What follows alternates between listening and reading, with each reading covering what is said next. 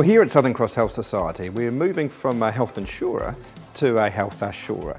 In fact, the purpose of empowering Kiwis to live their healthiest lives is what fuels us. And so the quality program, taking the voice of the customer and delivering that insight for our members so that they are empowered, they are more assured in the decisions they make around their health, is really, really important. Overall, there's this sense that the members are being well looked after, that they feel that their doctors are caring for their needs in a compassionate and respectful manner. So the quality program at Southern Cross, it actually started in 2014. It's because we wanted to actually understand what are the outcomes and experiences that are delivered by providers to our members. And so to do that, we've picked up 2 international questionnaires. The first one's from Oxford University, and it's called the OEQ.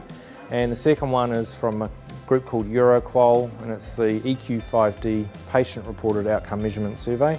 Over time, what's happened is the expectations of patients have increased, and of course the funders are increasingly looking to try and get value for the money that they spend on someone's healthcare. And the big question is, how do you define that value?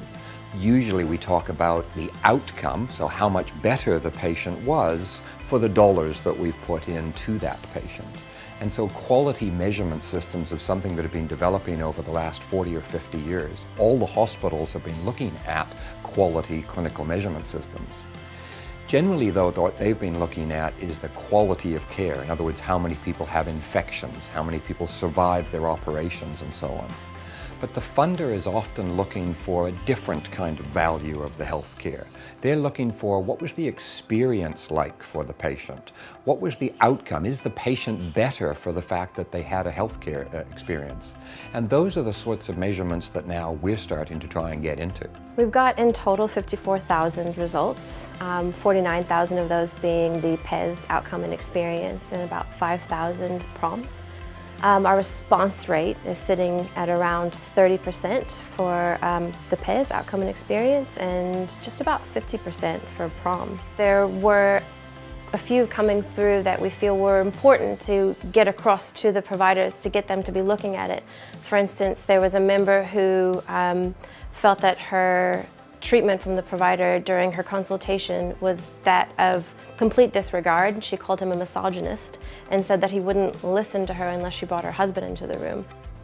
As New Zealand's largest private health insurer, it's really important that we actually do get good visibility of the outcomes that we're purchasing on behalf of our members, especially when we're spending over $820 million a year. So this is our results portal. This is where I go every day to look at the live results. So everything that gets sent back to us from Symplicity is here. All of our providers on an average score are 94% in experience and 88% in outcome.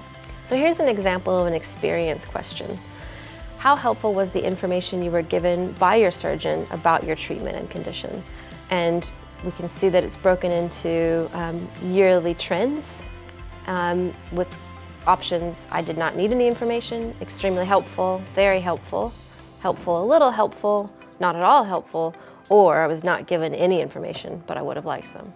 To run the survey, we work internally to trigger who needs to be surveyed, but then we hand it over to a company called Symplicity, and they are experts in the field. They do it for the Health Quality Safety Commission and the DHBs and other organisations.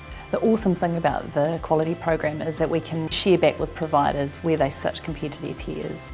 So in orthopaedics, for example, we've noticed that the follow-up care rating isn't quite as high as what it is with everything else. And so we're working with the New Zealand Orthopaedic Association to look at ways that they can add more value in a follow-up or do it in a different way so that it's meeting the needs of members.